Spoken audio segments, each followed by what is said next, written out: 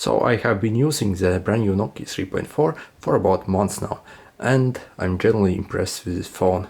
As you probably know, this is one of the cheapest phones you can get anywhere, and for the low price point, I wasn't really expecting to get this much from such a cheap phone.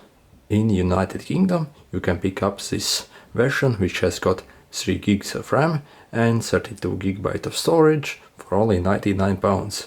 And I can't really see that you can get a better phone than this for this price point. The design of the phone is extremely modern, and there are basically no bezels on this phone. You get a small chin here, which has a Nokia sign on it here, and I actually got a few comments why the Nokia has placed this sign here. However, this sign is never invisible in everyday usage, and yeah, when you tilt it like that, as you see, it almost disappears. And yeah, I actually don't really see anything wrong with this sign, and the design of the phone is incredibly nice, both on the front and also on the back. On the back it looks rather simple, however the texture on this is very nicely done, and you can hold it in hands quite easily, and you don't really even need a case for this phone. I really like the edges on the Nokia 3.4, which are built to look like a metal. Even though they are completely plastic, they feel very nice and also look really good. You also get that headphone jack here, which is a really huge bonus, as you usually don't get headphone jack these days on flagship phones. For this one, not only you get a headphone jack, the sound quality from the headphone jack is also superb. Overall, I'm very impressed with the design of the Nokia 3.4 and also the build quality and durability of this phone. I have had this phone for months now, and there are completely no scratches on the screen, even though I have used it quite extensively every day for testing it, and it simply feels very solid in hands. Feels like a very well built device. Nothing creaks on this phone or bends on this phone. If you want to see the full durability test of this phone, then check out my other videos where I have posted this. However, in short, I couldn't find a single thing that was wrong with this phone. I have found that most of the Nokia phones have been incredibly durable, and this Nokia 3.4 certainly is no exception. So if you're looking for a very nice design phone which has got great build quality, then Nokia 3.4 is certainly one of your best choices. So let's talk about the performance of the Nokia 3.4. As you probably know, the Nokia 3.4 has got Android One system, which makes this phone very smooth. There's no bloatware on this phone. The only pre-installed app that was on this phone was this Amazon shopping app. However, that's about it. On other phones, especially the cheap ones such as Xiaomi, you get tons of bloatware on this phone. However, on this one, it's just so easy to use, as there's no junk on this phone at all. And it's simply solid and extremely easy to use for even if you are a beginner at the smartphone world. You do get fairly decent specs on this Nokia 3.4. You do get a Qualcomm Snapdragon 460 CPU, and in my case 3 gigs of RAM. There are also some other models with 4 gigs of RAM, and they're probably a bit better than this one. However, on this 3 GB variant, the phone is fairly good as well. In general everyday usage, I have found it to be really fast and responsive. If you are opening simple apps, such as calculator, everything's super fast. And even if you are opening browsers, everything's decently fast on this phone. And scrolling experience is fairly smooth as well. Also typing experience, it's pretty much instant. I don't really have fast internet, so as you might see there, but all the scrolling, yeah, it's a very decent phone. However, often I have actually found that there are quite some stutter. For example, in this news, as you saw, as they were loading, there was a tiny bit of stutter there. On the a bit more expensive Nokia 5.4, you don't really get these stutters as much. However, this phone costs considerably less than that one. so that's forgivable. As you see, most of the time it's quite responsive.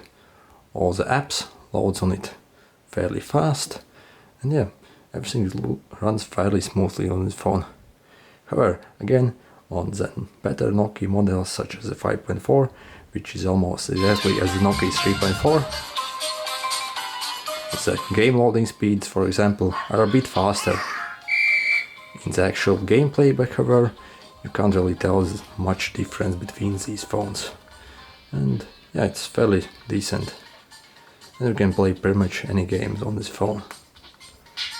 Right. As you saw, as I was exiting this game, there was a tiny bit of lag and it froze for a second. However, in everyday usage, yeah, you might get these tiny bit of stutters from here and there.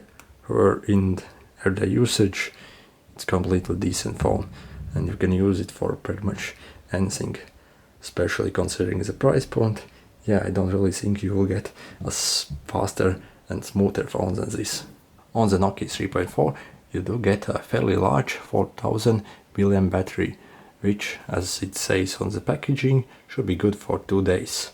In my testing, I have found the 2-day battery climb to be fairly accurate, as I usually get around 7 hours of screen on time on this phone.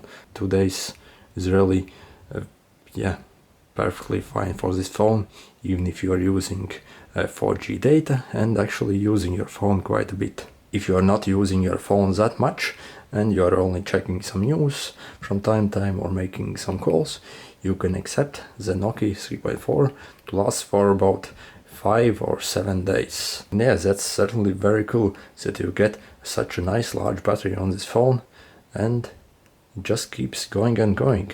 Also, the Snapdragon 460 processor on this phone is fairly power efficient, so that also helps the battery on this phone last quite a bit longer as well.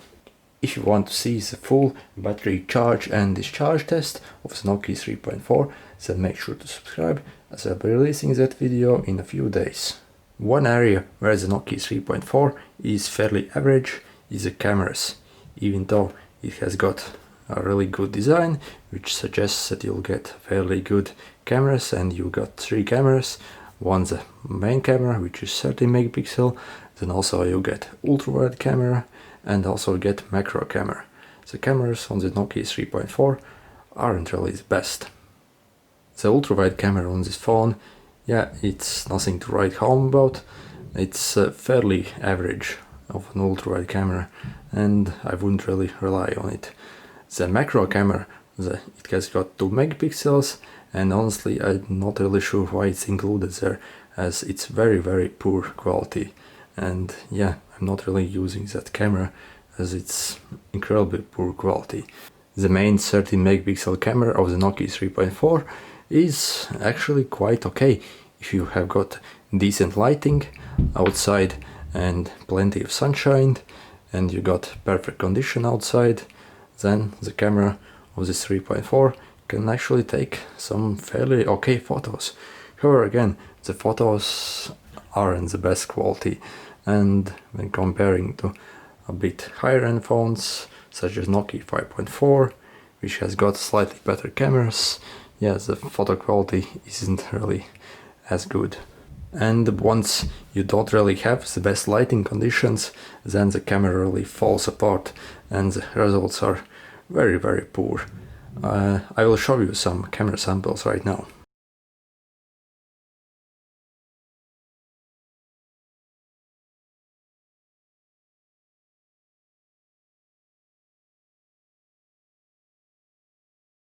Again, if you are using this camera in very good light, preferably outside, and if you are viewing the images on the screen of this phone and not uploading them on large computer screen, then image quality is actually fairly okay on such a cheap phone such as this.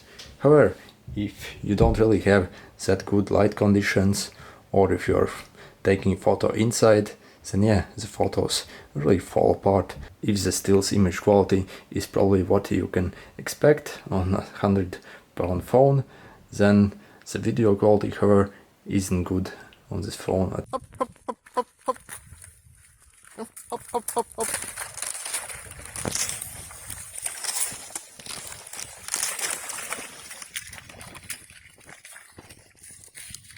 Even in good light, the videos quite honestly fall apart. All the details aren't very good on this phone. The stabilization isn't the best. Even the exposure isn't that good on this phone. If you are using this phone only for still image quality and you have got good light, then yeah, the photos you can get from this phone, and if you really try to take a nice picture, you'll be quite satisfied with this phone camera. The display on this phone, however, is incredibly nice and not something I was really expecting on such a cheap device as this. Not only you get a really nice design and the display pretty much takes all the screen, the LCD quality of this screen also is extremely good. The colors are very nice and vibrant, and yeah, and very accurate as I would say also. And yeah, it's really a pleasure to use. Even though this phone has got only one speaker here, the sound quality on this phone is also very nice.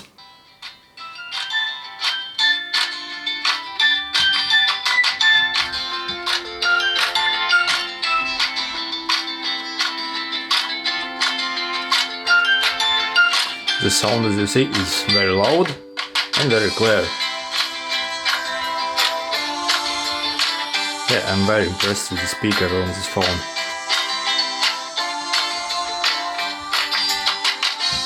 Again, the phone only has got one speaker here, and if you are not covering the speaker like this when you are gaming, then the speaker quality is very nice on this phone indeed.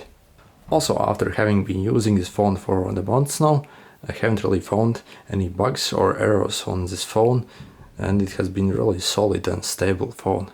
Apart from this fingerprint reader being a bit actually too responsive. So, for example, if you are swiping it by accident, it pulls up this tab. There's actually a special feature for this phone where if you are swiping it like this, it will pull up the notification bar. However, I often find pressing this fingerprint reader by accident and this notification bar keeps popping up like this. It's supposedly a good feature, however, I found it you should probably really disable it. If you are experiencing this very same problem, then simply go to your settings, scroll all the way down where it says System, then select Gestures and select this Swipe fingerprint for notifications and simply turn it off. So now when you swipe the fingerprint reader, no notifications will keep popping up, and this was really annoying in some games and some apps. So yeah, apart from this fingerprint reader being a bit too sensitive, the phone is incredibly solid and I haven't found any other bad things about this phone. So if you're looking for excellent build quality phone which has got a really nice display and really nice build quality and also a design which is very nice, and overall a phone which is fairly responsive and has got decent specs and just feels quality product, then I don't really think you can get a better phone than this Nokia 3.4, certainly for this price point. If you found this video helpful, make sure to hit the like button. Also, if you want to see more videos about the Nokia 3.4, then make sure to subscribe, as I'll be releasing them very soon. See you!